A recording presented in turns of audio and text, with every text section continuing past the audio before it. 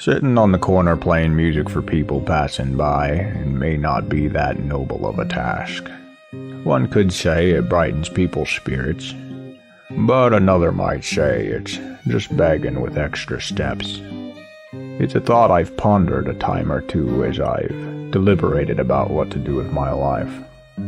I do love playing music, but when I'm dead and gone, I sure would like people to remember me as more than just the local street corner musician.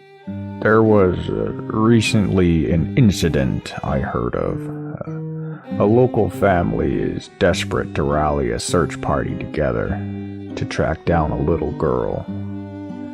It may be time for me to get up off the street corner and go do something with my life. And who knows, maybe I'll meet some interesting folk along the way.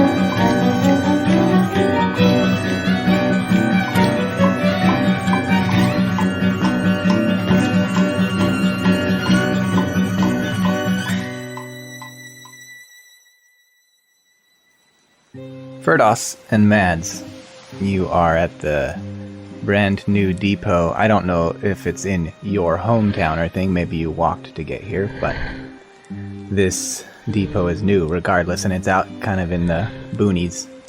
And there's a kind of a portly gentleman welcoming you into this carriage, and he's a giant like you. And he says, "Climb aboard, gentlemen. Watch your head there. Welcome to the Calusa Caravan, and the new highway out here in your half of Rognor. You know, this is only the second time we've ever stopped at this new depot. So, I hope you found the service accommodating so far." Would you say that we are at our home depot? God damn it, I hate you. This is good. I have lumber I must get. We will stop at this Home Depot. Alright, we're going with this tone. The opposite door opens up and you see a gnomish couple. A little gnomish man and a little gnomish woman. They have kind of almost like an airplane staircase that they walk up to get into this carriage. Because the giants are about between 16 to 25 feet tall, these gnomes, they just barely come up to your calves. And so they extend, they have another, almost like pull-out drawers, they have another little staircase on the floor of this carriage, and they walk up to the seat, and then the back of the seat flips up a little portion of it so they can sit on it. So they're like sitting with their feet on this seat, and then with a little flap open chair for themselves. And compared to humans in modern day, it's almost like the size of a glove compartment. These gnomes are so small.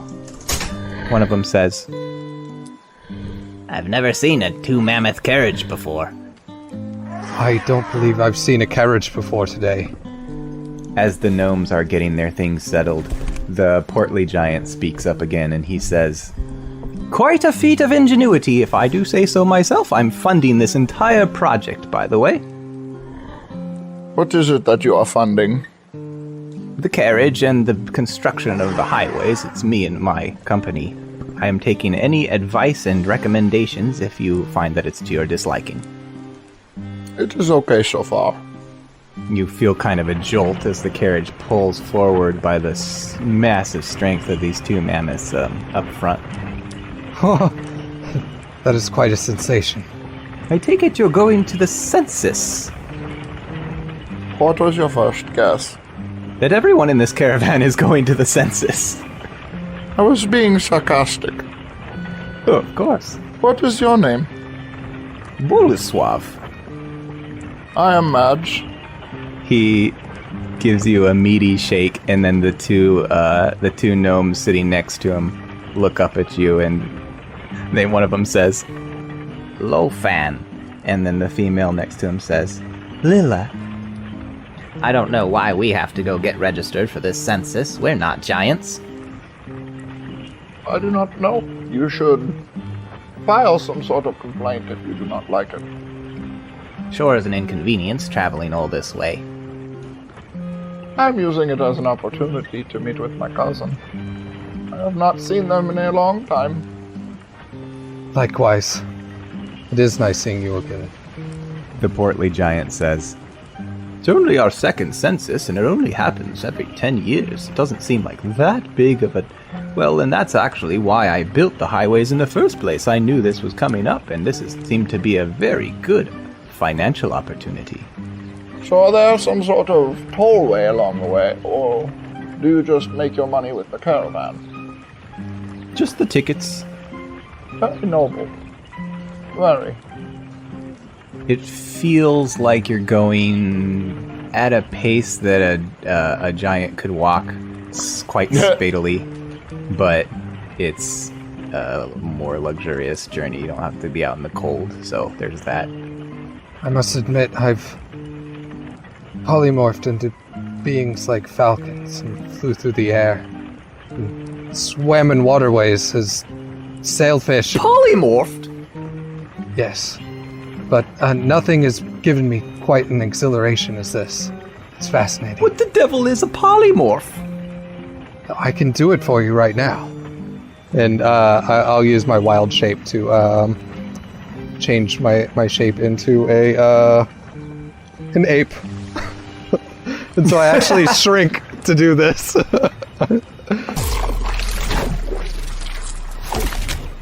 Yeah, he spills his drink all over his tummy and he says, I've never seen anything quite like it. So when I'm in this form, actually, I don't know if they can still speak in wild shape. I know that polymorph you can't.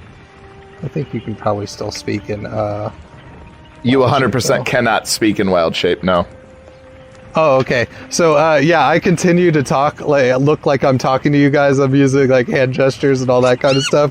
And meanwhile, just, play over, chimpanzee sounds or something. He's just stunned, and then the gnome says, That's very impressive. What else can you turn into? I turn back into my giant form. Well, you see, I can only do this a limited number of times for every day, so I use it sparingly. That was kind of the opposite of sparingly there, but okay, Fergus. Sometimes you got to treat yourself and others near you. That was definitely a treat. Definitely a treat. You could make a lot of money doing that. Why? Hey, what? You'd be rich. Why would I want to be rich? Because then you can get richer. You have to make money to spend money. You don't know much about the druid circle, do you? I know nothing of the sort. They are not the type that have attachments, you see. The little gnomish man chimes in. Oh, you're like a wilderness type. Yes, you could say so. What, do you go camping and live out in the boonies and hunt your own food and everything? Precisely. The carriage continues south towards the big city of Obregard. Us, as listeners, are going to fast forward our way to Obregard, where we find one Sina Breshlovsky. We're going to kind of fast forward in time as well. You are at the depot in Obregard, waiting for your two cousins to arrive. The building is new-ish, And this city of Obergard is expansive, but in terms of the quality of the city, it's sort of like an old wild western town. It's got dirt, or in this case, being that it's winter, muddy roads, and there isn't much in the way of a government. And so if anybody wants to construct anything or build cobblestone or streets or anything, they basically have to rally the community around and do it themselves. Okay. So you're sitting here at the depot, and there's a busker nearby, and he's just sitting kind of on the street, and he looks over at you, and he says, Here for the rescue party? The rescue party? For the little girl? No, I'm waiting for my cousins. Oh. It's tragic. What happened? I'm assuming you're dying to tell me, so what happened? he looks at you a little bit confused, and he says, You didn't hear about the kids at the school? Oh, the thing, the kidnapping attempt, right? That's what we're talking about? Yes. They already sent out a party after the girl, but there's been no word of them. So now they're sending a rescue party after the rescue party. That's the gist of it. I figured I'd go. I'm actually gonna document the journey. I'm not much of a survivalist myself or a tracker, but I could play some tune and try to keep the morale of the party up, and I journal everything, and, well, I'm supposed to log it all for the expenses because this is being funded by the governor. Interesting. Unfortunately, we've been here a while now, waiting for the rest of the party to show up, and there's been no sign of them. That is unfortunate. Yeah. Oh, the mother's over there at the docking area and waiting for a carriage to arrive. And you look over and you see somebody, a woman in a wheelchair, but you can't see her from the front. You can only see her from the back. So what are you doing here? I just said I'm waiting for my cousins. Oh, right. They're coming for the census. Yeah, we're gonna have a pretty full city here. Yes. a man comes walking up to the busker, and he's tall and thin. He's got big, pronounced cheekbones, and he says, There's still no sign. I think this is all we have. and he looks very sad and, like, solemn. Are you connected to the search party? Evening, miss. I am the uncle of the girl, Emile Seraphin. Oh, I'm sorry for your missing niece. I've been advocating for a good year or two now that they come up with some sort of security for our town. This city's gotten so big and everything's gotten so out of hand. We need some sort of law enforcement squad or team that can stop things like this. It's not right that us citizens have to police our own streets. That's very true. The busker chimes in. Well, I can see some pros and cons to that. And the tall, thin man looks down at the busker and kind of scowls and says, Well, it wasn't your niece who was taken hostage. So it's a hostage situation? We don't know.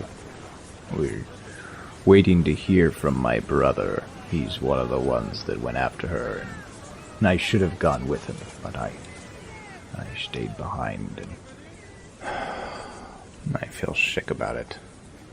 Me and my brother, we never did get along very well, but this is one of those times I should have set aside my pride. and he gets interrupted as the woman wheels her way up, and Cena, you get a look at her face, and she looks strangely familiar. She's pale and sickly looking, and you almost don't even recognize her at first. But then you start connecting dots, and you remember he said his name was Emil Seraphin, and you realize all of a sudden this is your old neighbor Anka Seraphin. Anka? She looks up at you. Sina? Yes, it's me.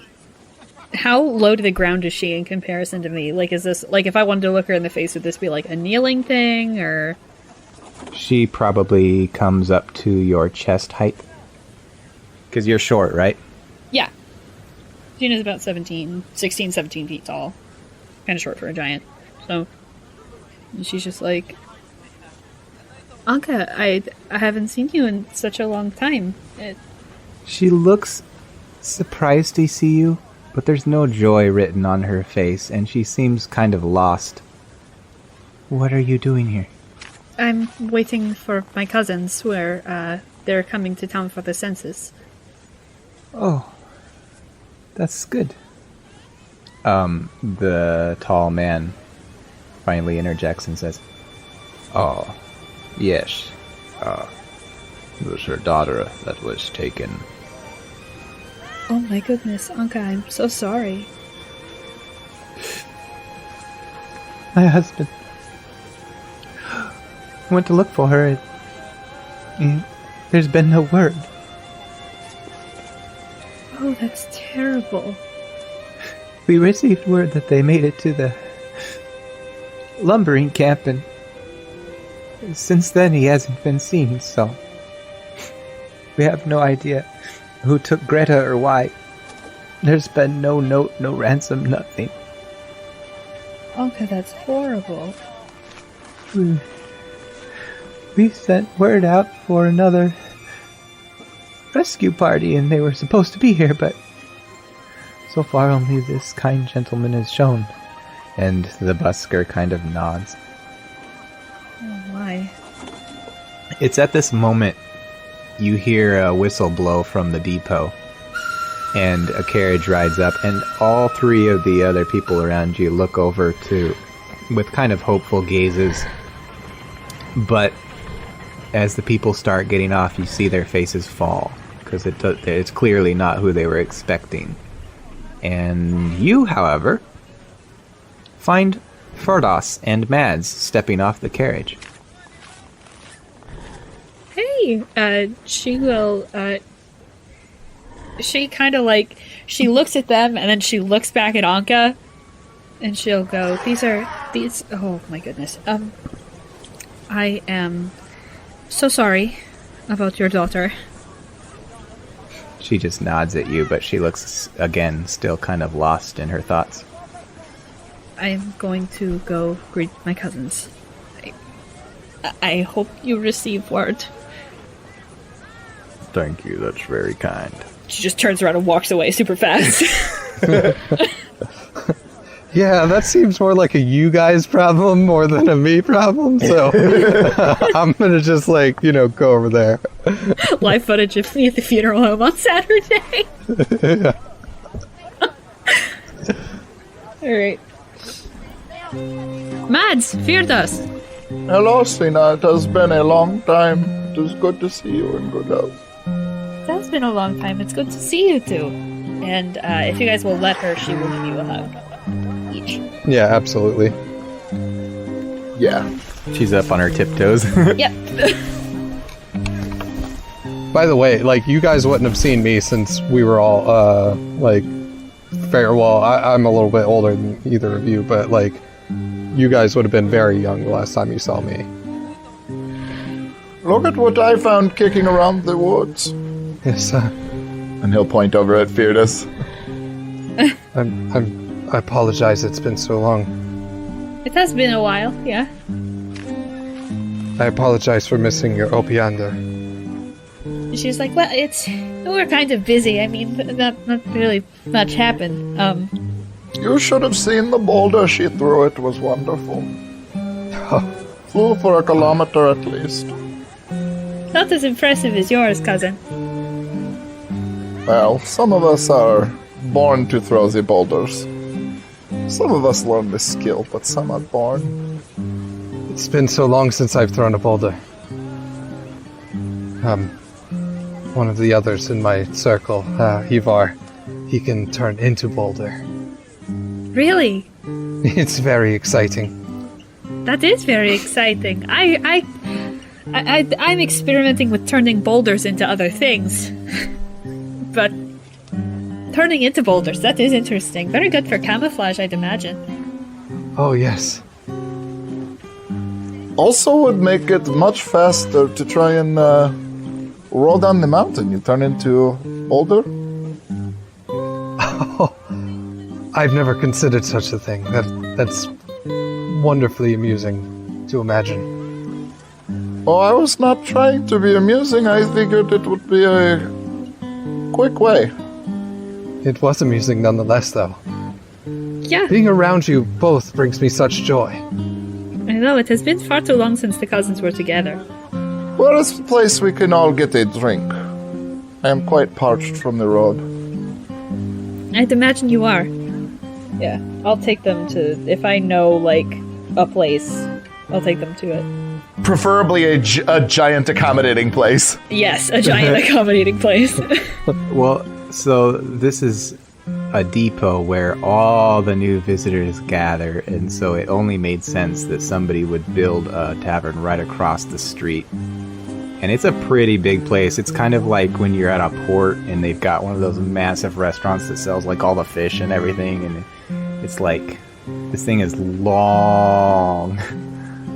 Okay. Cena, you've never been there, but I mean, it's pretty conveniently there. A fish market?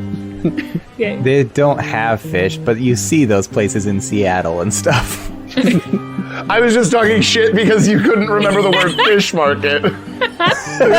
It's not a market. I'm talking like it's like a restaurant, but they just, like, I went to one and I got swordfish of all things. I'd never had it before. It seemed exotic. Brian, they got swordfish here. Do you want to get some swordfish?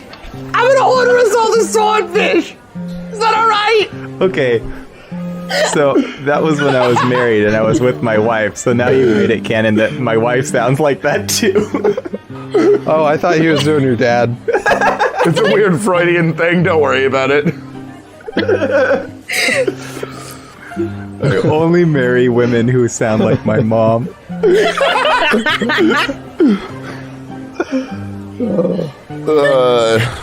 Freud has entered Brian. the chat.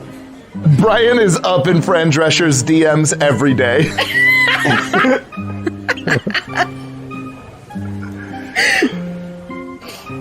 This restaurant is very open air as well, which is, it's got some big fireplaces and stuff, because it is winter, but it's visually very open. They've got, like, you can see all the way through it and everything that's going on inside. Find us a table, I will go and get us all drinks. Okay. You are still allowed to drink, yes, Fergus? Oh, absolutely. Ale? Sure. He'll point at Furtus. Ale? Yes, or maybe something stronger. Oh, okay. And he'll walk over to the bar and he'll say, 3 of your largest cups with your strongest spirit, please. Coming right up. The bartender starts getting to work, and it's busy here, but there are a lot of open seats. yeah, as soon as he's done serving me, I'll bring it all back to the table that they found for us. Time-wise, we're looking at it's about 3 or 4 in the afternoon right now, so the dinner rush hasn't come yet. Okay. Thank you for the drinks. It is my pleasure. I've made pretty good profits recently. I am spending majority of my time protecting the village from various threats. They give me a pretty good living. I do not mind sharing. What kind of threats have there been? Just annoyances, goblins, orcs, just aggressive ones. I deal with them, and the village makes sure to keep me fed and a little drunk. Are What you have you three been- eating anything? Oh, I'm sorry to interrupt. No, it's fine. Please bring me a big bowl of stew. If you do not have a big enough bowl, I will help you to cut a barrel. Her eyes get wide. None for me, thanks. I'm intermittent fasting.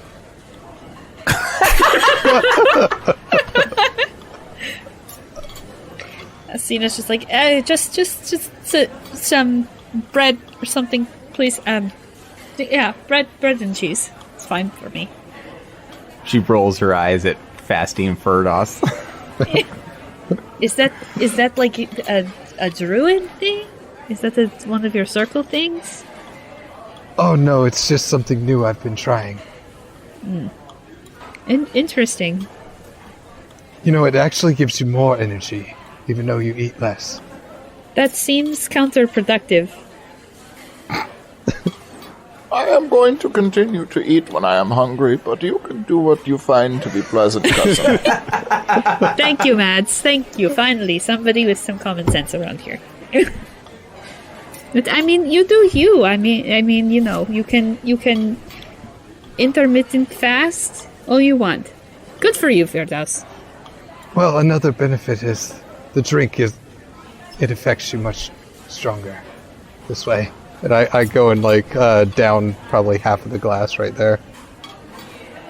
So what is new, Cena? What have you been up to? Anything exciting? Nothing really exciting. I'm working on my artificer training. It's very interesting. Very fun. This is... Oh, by the way, I have someone that I think you should meet. And, she's wearing she's wearing this, a pouch at her side, kind of like a leather, messenger bag almost. And she'll reach in and she'll scoop out a mechanical raccoon that's about the size of a mouse, so it fits to us, so it fits in the palm of her hand. And she goes, "This is Gygax. I made him myself." What is that? Oh. You made him? Made him Yeah. what? I made him out of metal and a ruby that Mama left me. How curious. What does it do? It would fight for me if I ever got into a fight, but please don't try to kill him. He is just generally just kind of there, and he is a little companion. He is just a little friend. I touch its metal fur and kind of feel it. How interesting. What does it eat? It doesn't eat. Oh, you're like me, little friend. And I pet it a little bit. Yeah. But yeah, this is one of the things I've been working on. I can also do make other stuff, if you have a weapon that fires things like a crossbow, I can make it repeat shots. I can copy magic items, stuff like that. Cena, you see the busker approaching you, coming from down the aisle. Literally hat in hands.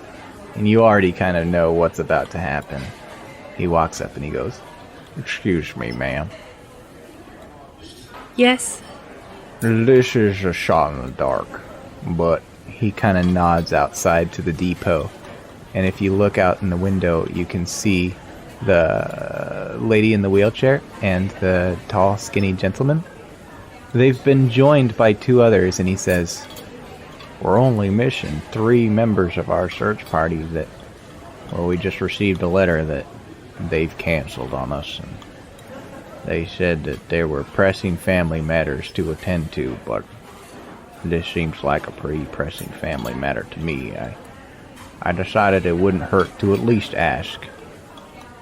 3 missing members, 3 of you.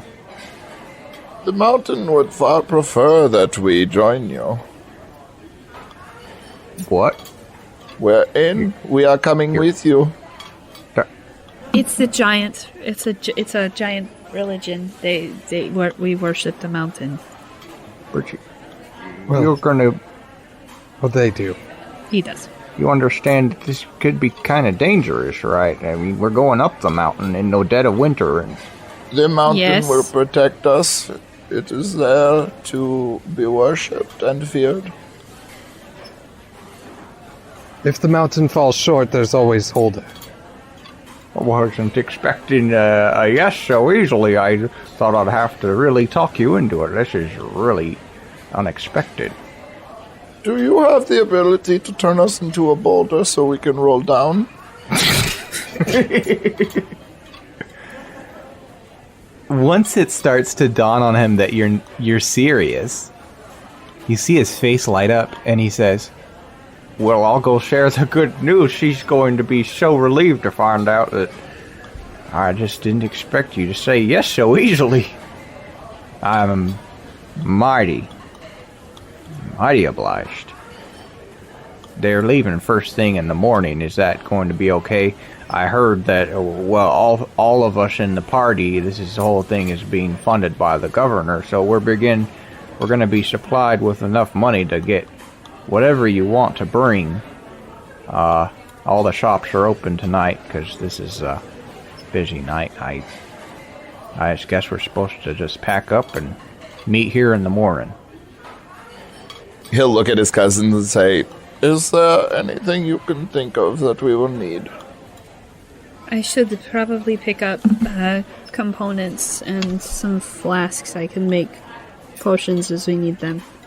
Hang on a second. And she like takes out a book from this pouch and she like flips through it for a second. She's like, yeah. I think other than that, they pretty much have everything I need. Some scrap metal for Gygax might be in order. But other than that... Well, I'll be entering you all into my journal as saviors. This is really good news. I'm gonna go tell the lady. and he walks off down towards the exit. Things in this town sure do happen fast. Yeah. A short while later, the tall, thin gentleman, Emil, approaches you at your table as you're finishing your drinks and everything, and he says, I'm mighty grateful to hear that you'll be doing us this kindness. This is sure to be enough money to supply you with whatever you need, but if you find that there's anything else, you need only let me know. I was kind of hoping that we could just give you a list and perhaps you would take care of the shopping, but if you mean for us to buy our own supplies, we will do that, I guess. Do you have DoorDash in this town? Fantasy DoorDash? We will be meeting here first thing in the morning. We're going to have to walk to the lumber camp first and find out any information we can. That's sort of the base camp for the mountain, and then we'll head up from there.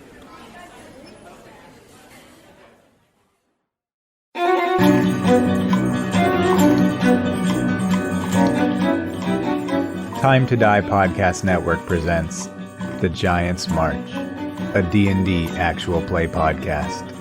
The road is long, but the world is small. One should never tread where the giant's feet may fall.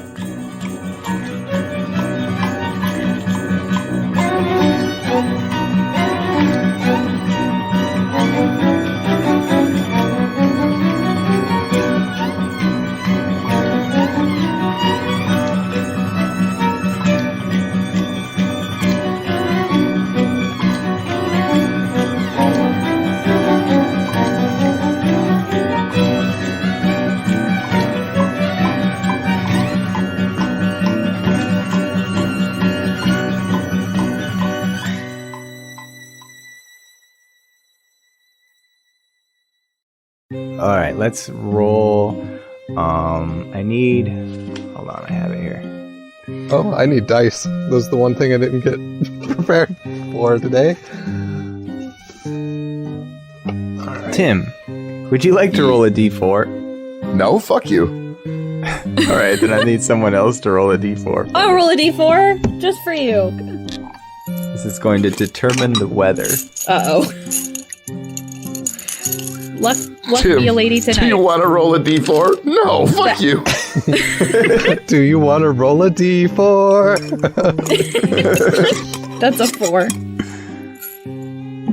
Okay. You guys wake up the next morning at Cena's house? Yeah, house, apartment. She basically has like half of a duplex. Okay. Which If half? you... I don't fucking know. First half or second half? The second or half. third half? Oh, I thought it was like a top half or bottom half thing. Because a giant would be a fantastic upstairs neighbor.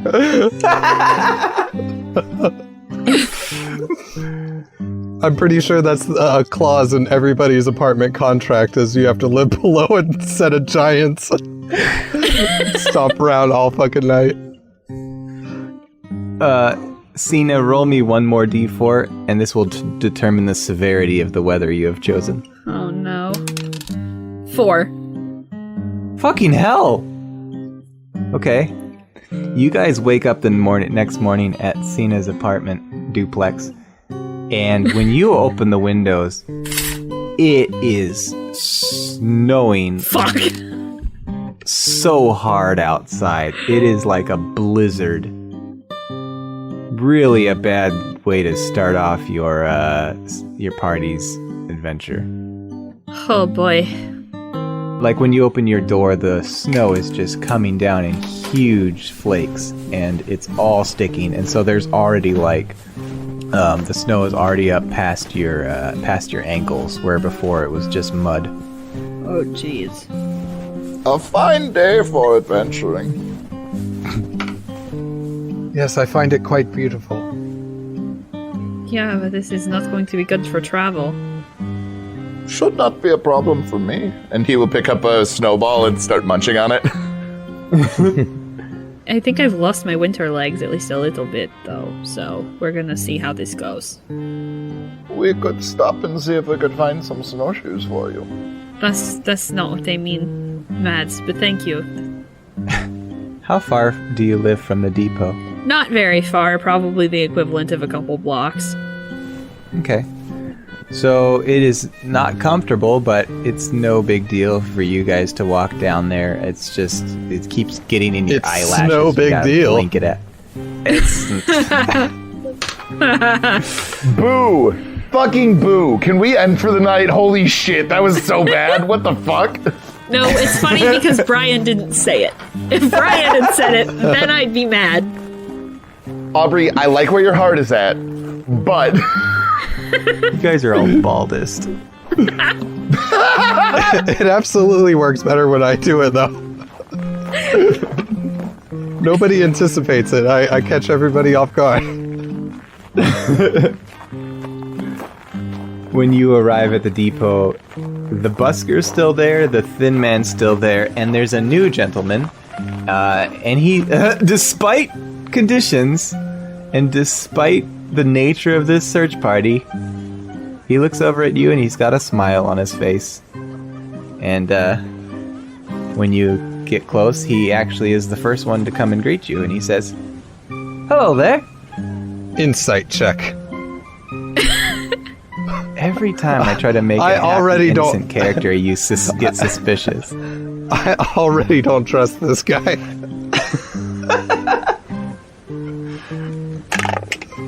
Oh, Okay, and that is a 17 plus 6.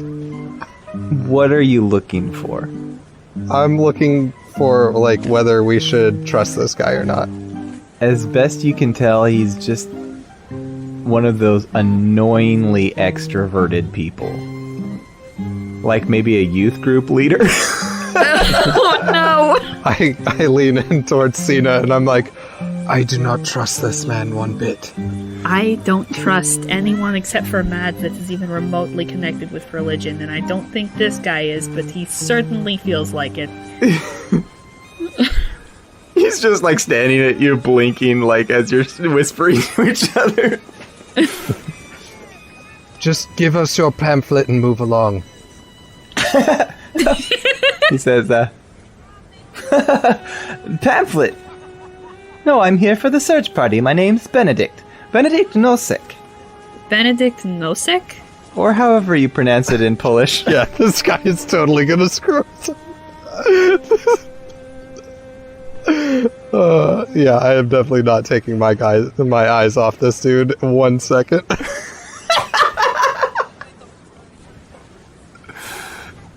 I am Mads. I am here also for this. He's just standing there with his hands out, like, okay, and then he puts it back down and Cena smiles will at shake you. his hand. Cena will shake his Okay, hand. he'll shake. Yeah. Yeah, I will also shake his hand.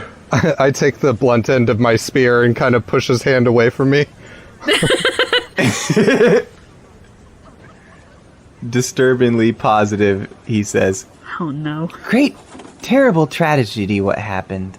Just makes me sick to learn about that. I don't like him. At least we have good weather for searching. Well, it could be worse. I just think it's horrible what's happened, and I wholeheartedly became a part of the search party to, well, do what I could. I'm not exactly a woodsman or anything. I'm not a mountain climber. Then why are you coming? Sounds like you will be more dead weight than you will be help. Well, I've been pretty good at keeping spirits up. Oh, you're another one of those. This is already to be revealed as lie because I do not have spirits up right now. Oh, It is very early in the morning, and it is snowing very hard, so you could see why our spirits are not up. So you say you're good at morale? You're good at keeping people's morale up? I like to think of myself as such. Oh boy. Okay. Is this a giant? Yeah. Okay. And then you guys see a woman appearing, and she's wearing a lot of furs, and she's about the same height as Cena, but she is not smiling. She's got a scowl on her face. She doesn't really acknowledge you. She just kind of stands there with the rest of the group in the back. Now that is an appropriate adventurer. She's got very short cropped hair, and you can just tell by her neck that she's got kind of sinewy muscles. You can't see the rest of her arms, but you'd probably guess that she's got some biceps on her. Cena will raise her hand in a greeting and be like, hello. She looks at you and says, "Good morning." I'm assuming you're here for the search party? I am. I'm Cena. These are my cousins, Firdaus and Mads. Underhill. And Underhill. And Mads. I also look around, like, after she says it, and kind of take note if anybody looked over when they heard my real name. In my druid circle, I only go by one name, and so, yeah, I'm disguising that name. Gotcha. She nods again and she says, "Bogdana." It's good to have another member of the group. So the Emil, the tall, thin guy, finally says, "The party is all here. It's time we set off. Does everybody have everything they need?" Yes, I am good. Whenever you are ready. I believe we have our affairs in order. Very good. We will stay the night at the lumber camp and trek up the mountain from there. What path are you planning on using up the mountain? We have to follow the trail of my brother. As is customary for parties, he has left behind trail ribbons. We should be able to follow his path up the mountain. Only he knows where the suspect took the girl. And if he's alive, we have to find him as well. My only point would be that if we took the easterly facing side of the mountain and made our way over to where your brother had begun his trek, we would make faster time because all of the drifts would have been piled up on the other faces. But it is up to you. You are the leader. I am the leader, and I say we're following my brother's path. Yes, well, when you turn into a boulder and roll down the entirety of the mountain, I will be the new leader. Things would be good then. And he'll smile at both of his cousins. No.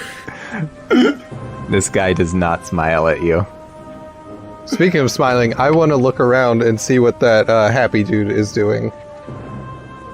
When he sees you look at him, he absolutely makes eye contact and gives you one of those smiles that you do maybe like at an old person, but overcompensating. I'm definitely giving him the stare of like Samuel L. Jackson and Black Snake Moan. I know the stare.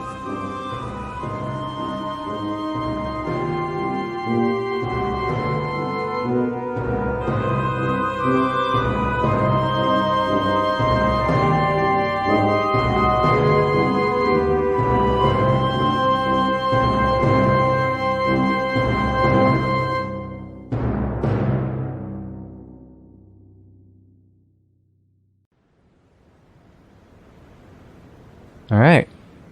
You guys start walking towards the mountains. This is kind of northwest of where the city is. And man, is that snow coming down. It is such a nuisance to walk and just have the snow in your face. And actually, hold on. Roll me another d4. I got a 1. A 1. Okay, you're better than Aubrey. So Thank God.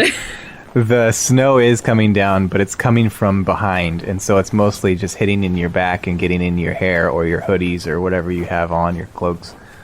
But it's no longer getting in your faces.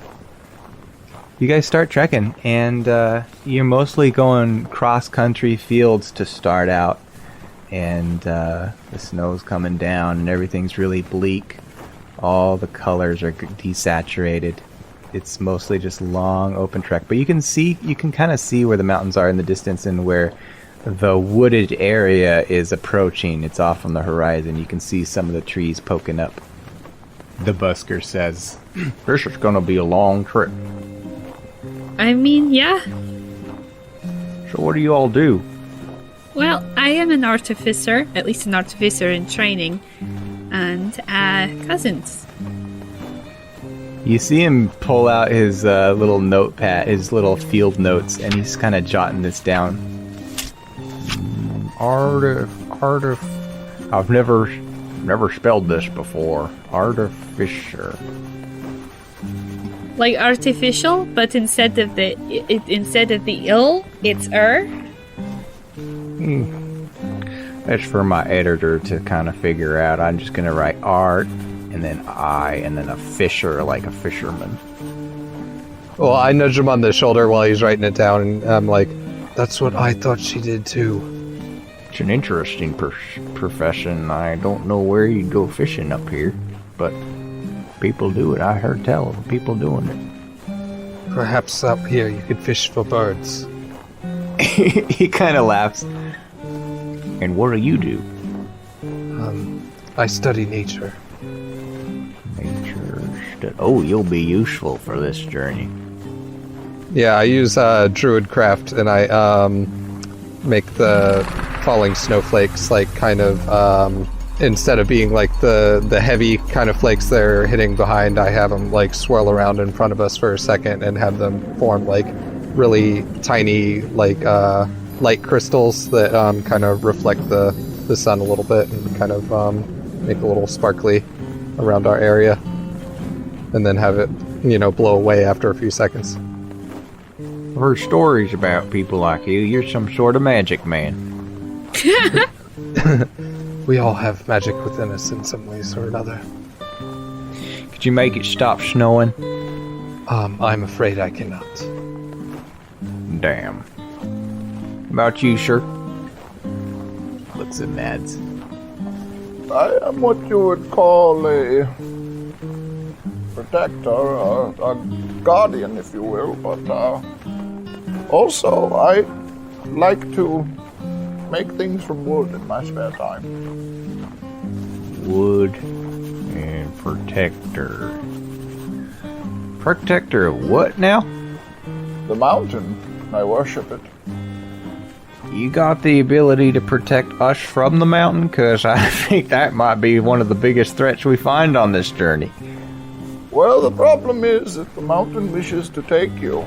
It is the mountain's bidding. I must follow. Morbid outlook, but peaceful, I suppose. We are not against giving help when help is required, but should I be unable to pull you up, what's the mountain's wishes? And working with wood. Like a carpenter? Yes, mostly I make small curios and things. I have made cross-country skis in the past. Oh, yeah. You ever make these little dolls with great big eyes? Not usually. I'm not so much into dolls as I make swords out of wood for the children to train with and play, or something of those natures. Trains, caravans. Yeah, that doll stuff sounds mostly like grandma's stuff. I would not go so far as to say it is grandma stuff. Collecting things is an all-ages activity.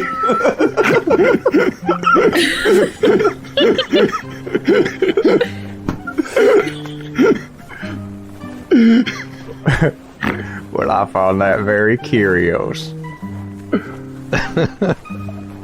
I see what you did there, and I don't like it.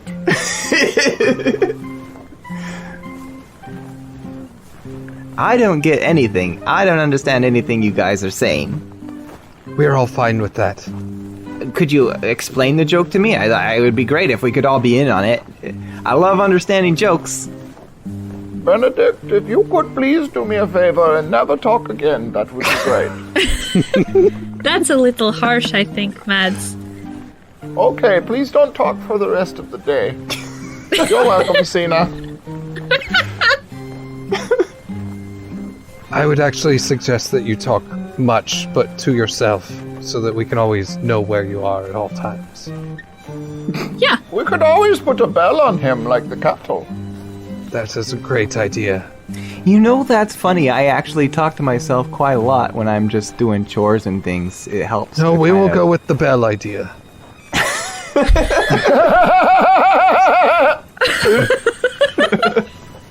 Cena, can you use your artificial skills to construct the bell? I don't think that's how it works, but I can try. I mean, from a story perspective, if you can create a sentient raccoon, you should be able to create a bell. The man's got a point. I think I can, actually. Yeah, a non-magical item. Okay.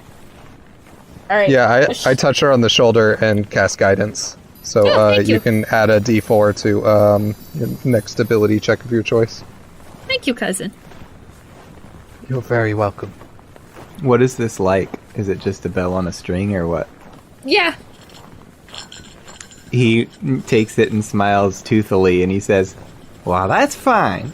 And he ties it around his neck and it's ding, ding, dinging the whole way, every step. And he says, "Well, that won't get annoying at all." And you see a tear run down his face. No. Oh. Yeah. I've got the biggest smile when I see the tear. I'm glad you like it. It freezes to his cheek.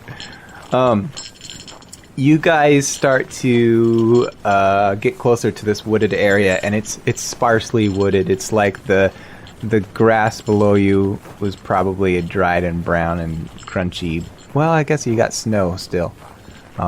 But the trees are enough that even for giants, there's plenty of room to walk between them, and the trees are probably about your height at this point. But you can see further up the mountain, they get tall. This is some of my favorite landscape right here. It is quite beautiful. I feel very at peace right now.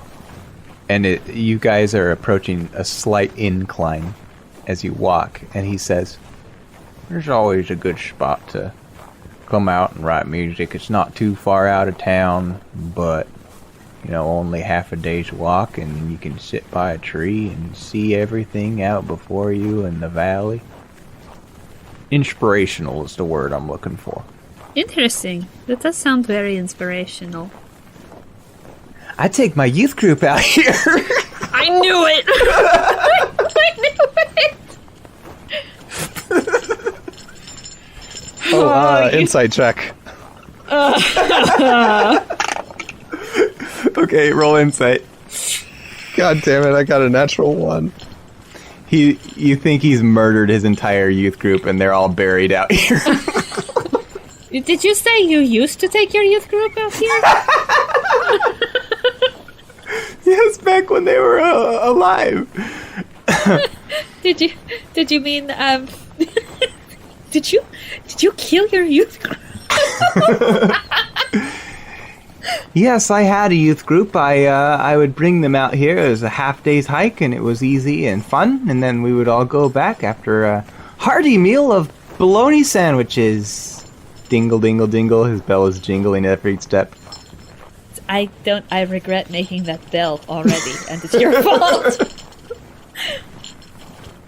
No, the bell is great. The guy. Is it though? We need to get rid of him. Can't we send him on an errand or something? I feel like this is the guy. She's like speaking quietly, and she's just like, I don't know. I don't think that we need to get rid of him yet. I think that we just need to. Sort of like just wait it out. Maybe it's just new person jitters. I could always build a toboggan, and when we get up higher, we could just set him on the toboggan and push. I don't think that's necessary yet, though. I think that we can just, We could take him on a snipe hunt. I don't think that's necessary either, friends. I find it appalling that people still hunt snipe. Listen, snipe hunting is a wonderful diversion.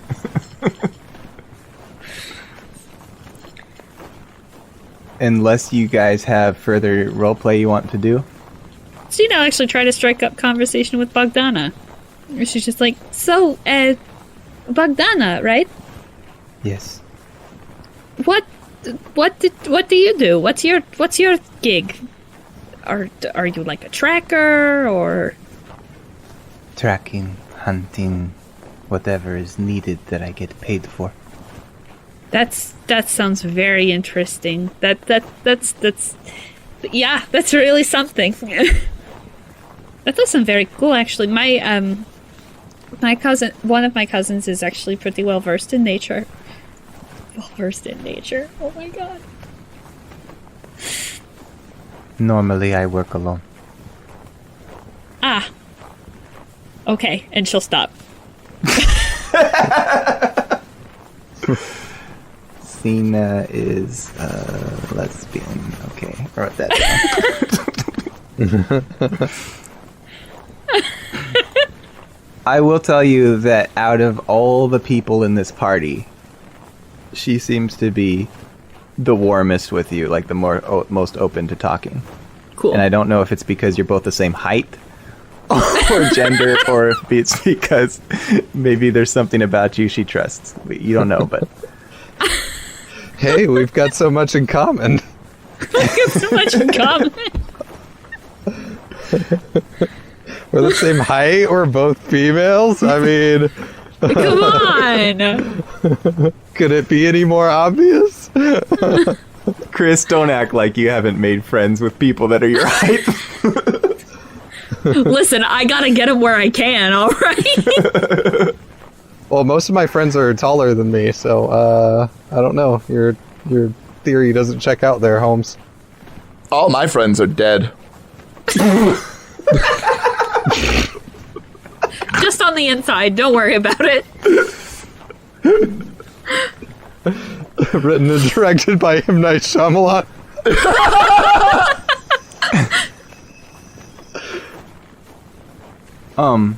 Cena, after you awkwardly disengage from this conversation, she actually pulls out a short hand-carved dagger and hands it to you and says, "You may need this." And as crude as it looks, when you take it in hand, it feels really good to hold on to. Like, it's balanced, and you don't dare touch the blade for fear of what it'll do to your finger. Thank you, Bogdana.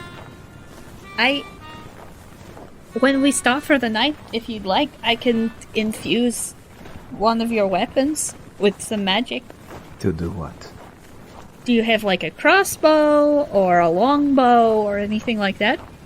You see her reveal from behind her large pack that she does have kind of a short bow slung over her shoulder. I can make it shoot on its own very fast. She gives you a strange, skeptical look, and then she says, "We can try it."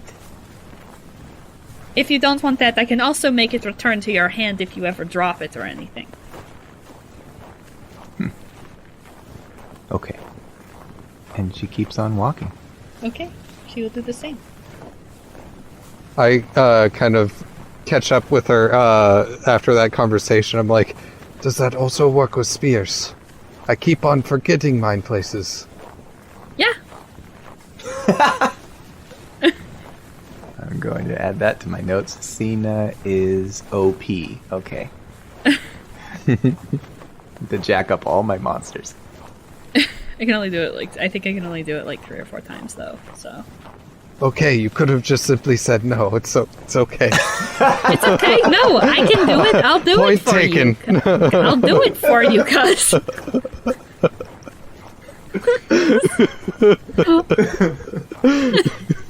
Signal red, loud and clear.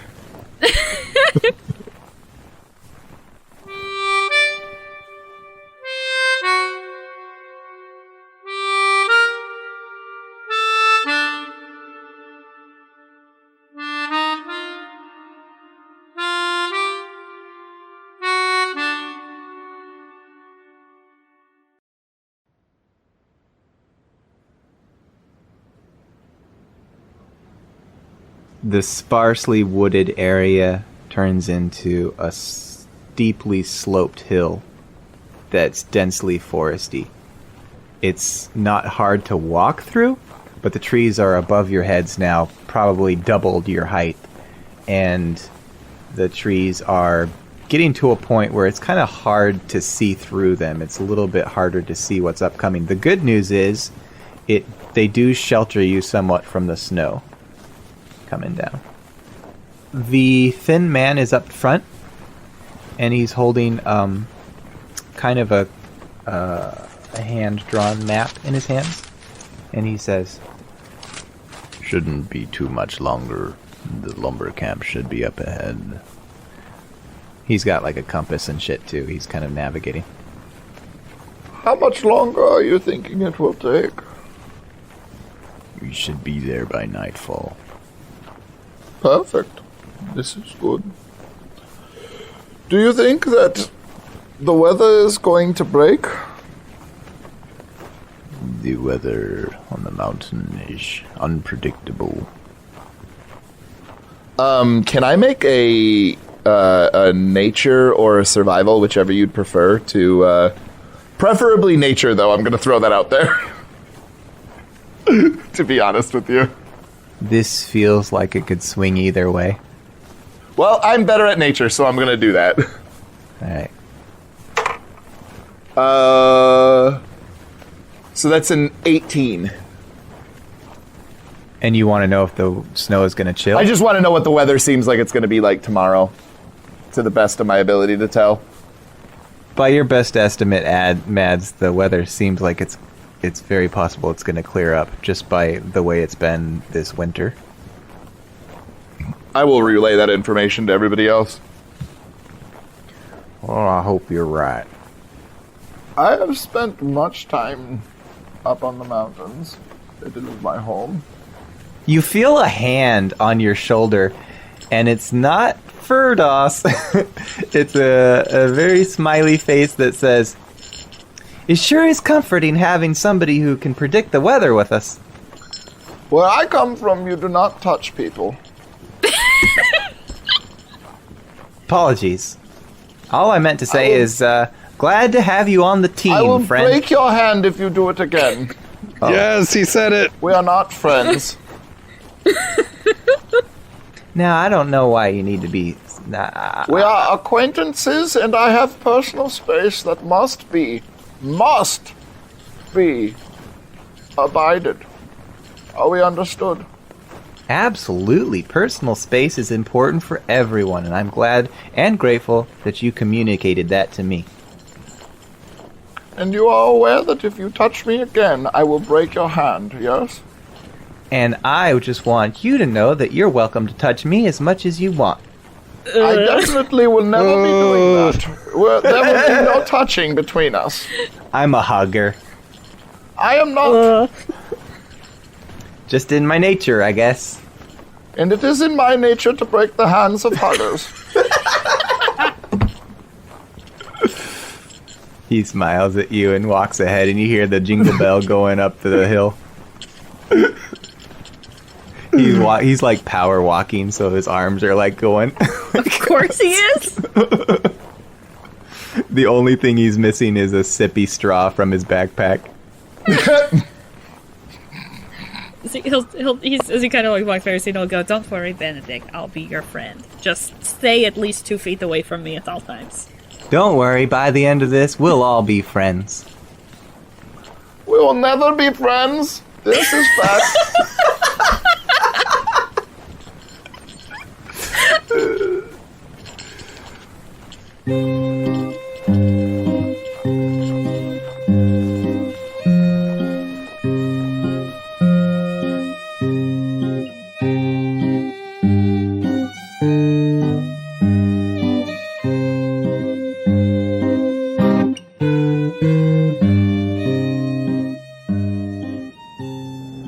Night falls, and the snow is slowing, especially in this densely foresty area.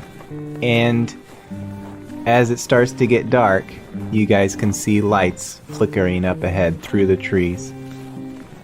About damn time. I am not used to walking this much. I spent too much time sitting on street curbs playing music, and then this is rough. After a few days, you will begin to get used to it. I hope so. And if you do not, we will have to peel off a layer of dead skin from your feet. His eyes go wide, and he jots that down in his field notes. Now remember, if you get snow in your boots, we must stop and dry your feet out. The rot that you could get will be very, very dangerous. And he'll, like, motion to the huge fucking sword on his back, and he'll say, And you do not want any of the amputations that I will be performing. You're right, I do not want that. Make sure you check your feet well and dry them tonight, which is important.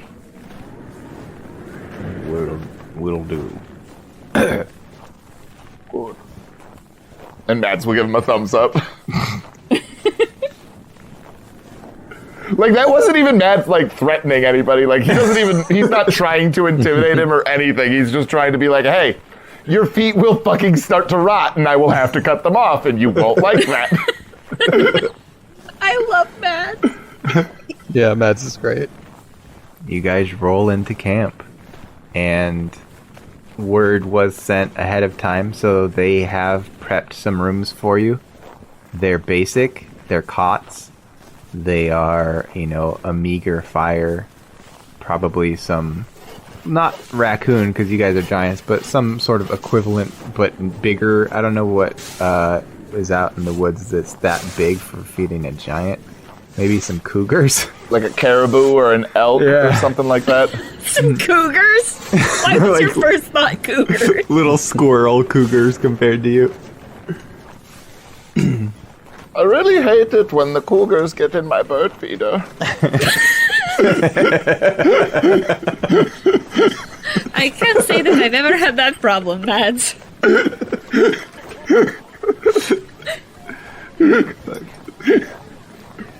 You do not leave out flesh for the eagles? Are there any trees around this camp area? The whole thing is surrounded by trees. This is a logging camp. Oh, okay. And so the we're still like following where the search party went, right? This is where the search party was last physically reported as being seen. The rest is up to the tracking ribbons they left behind. Oh, but we do see tracking ribbons that, like, lead from here. This would be where the tracking ribbons start from the camp going up, because this is like the last bit of civilization before it turns into wilderness and open mountains. All right. I'm going to go up to one of the trees that's kind of like in. You know what? I'm going to go up to the first tree that has a ribbon on it, because I assume that there's a ribbon like right on a tree that's like in the camp area or whatever. Yeah, the ribbons. They have a wraparound kind of a red ribbon, and then they have kind of a yellow dyed spot on them. And you would tie them in such a way that it kind of points in the direction you last went when you left the ribbon, so you can see which direction they headed. Yeah, I'm going to go up to this this tree, and I'm going to cast Speak with Plants. Oh shit! Okay. Yep. You imbue. See this coming. You imbue plants within 30 feet of you with limited sentience and animation, giving them the ability to communicate with you and follow your simple commands. Summon all my Vin Diesel within me. Yep. And so I'm like, hello there. What? I was wondering if you'd seen the traveling party of... Who's there? It is... What is happening? It is the one who summoned you and gave you this chance to speak your mind. I just have a few questions for you. You can communicate with me. Yes, I can. And vice versa. I've never experienced this before. Yes, it's a very common feeling of those who have suddenly been uplifted into this situation. Anyways, I have some questions about the folks that came through here rather recently. How long ago was the party that last came through? When they came through, probably about 2 to 3 weeks. Oh, okay. We were told that there was a party come through here roughly about 2 weeks ago. Just wondering if you could tell me anything about them. Who are you? I am a giant. I'm down here, by the way, and I look up towards the top of the tree and wave. Why am I here? Where do I go when I die? Who made me? Yes, there was a gathering of people. They tied this to me. And they went in the direction of the other tied ribbons? Or was this a diversion? They went the way the sun comes up. And is that the way that the ribbons go? Mm-hmm. Tracks. Oh, with what he says. All right. Okay, cool. And were they going in the same direction as the first people who came through here? It should have been a giant and then some younglings.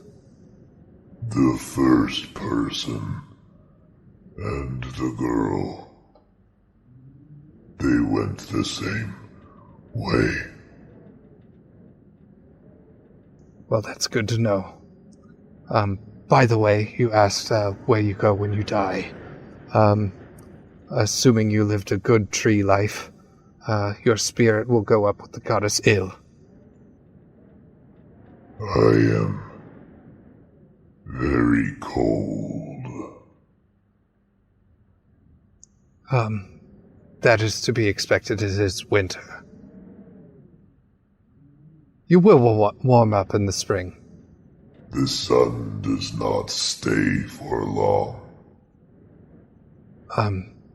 Yes, that's somewhat due to orbital mechanics and the shape of our... Days this time of year are shorter. They get longer in the hot time in the summer. What are you called? I look around to see if anybody else is around, like, watching me or listening to me. Is anyone there? Cena's probably looking at you weird from the other side of camp. I'm trying to find planks so I can build a toboggan for Benedict. He's killing my brother. I mean, But we're if literally I, at a lumber yard. I'm pretty sure that there's already felled trees, isn't there? Oh yeah, this is really morbid all of a sudden. Yeah, you motherfucker. Got him. What you get for cursing a tree with consciousness. This is gonna get real dark, Chris. I'm sorry to say. But if it's only my cousins that I can see around, then I'll say, my name is Firdaus. What am I called? That's a good question. I will name you after the god of sacrifice, Hadel. Hadel.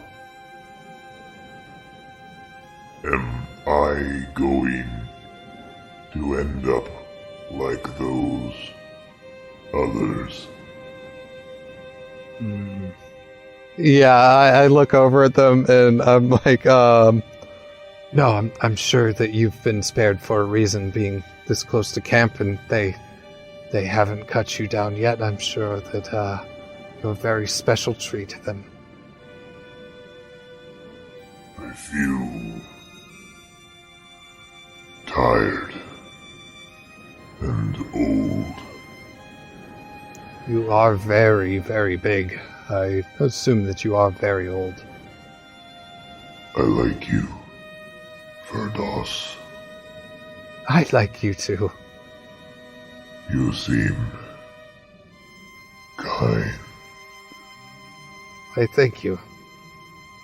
You get the sense that this tree is starting to doze off. Good night, friend. And I kind of tap the trunk and start walking back to the camp there. As you walk away, you just kind of hear this.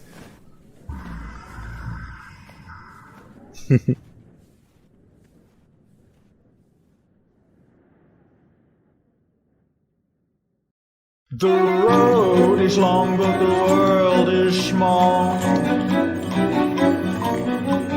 One should never tread where the giant's feet may fall. The road is long, but the world is small. 'Cause you can crush any man in the way when you're standing tall. The road is long, but the world is small.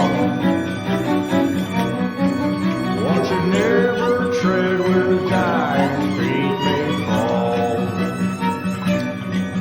The road is long, but the world is small. You can crush any man in the world when you're standing tall.